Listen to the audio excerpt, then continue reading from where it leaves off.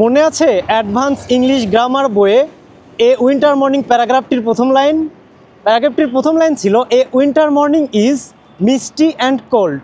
তো এই হচ্ছে একটি উইন্টার মর্নিং। চারিপাশে যে কি পরিমাণ কুয়াশা তা আসলে ক্যামেরার চোখে বা বলে বোঝানো সম্ভব না, জাস্ট আমার বাইকের অবস্থা দেখে বুঝতে হবে। দেখুন এগুলা কি অবস্থা।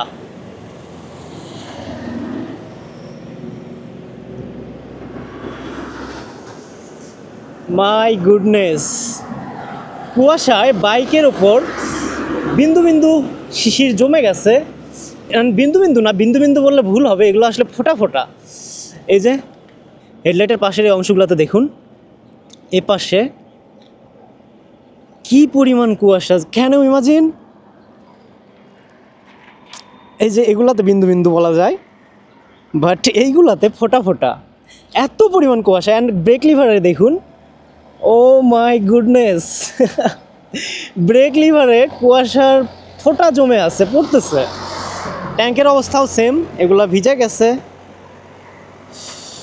অ্যান্ড ঘড়িতে সময় দেখায় যদি, এখন বাজে 9টা 48। মাই গুডনেস, প্রায় 10টা বাজে। এই 10টার দিকেও এই লেভেলের কুয়াশা পড়তেছে। হেডলাইট, হ্যাজার্ড সব কিছু জ্বালায় আসলে রাইড করতে হচ্ছে এই কুয়াশা মাখা শীতের সকালে। দেখুন কি লেভেলের কুয়াশা। অ্যান্ড রাতারাতি আমার হাত কাঁপছে। ভিডিওর স্টেবিলাইজেশন ইফেক্ট থাকার পরেও কাঁপতেছে। আমি আসলে কন্ট্রোল করতে পারতেছি না হাতটাকে, যে এই লেভেলের আসলে কুয়াশা অ্যান্ড ঠান্ডা। হিউজ পরিমাণ কুয়াশা, কিন্তু হিউজ।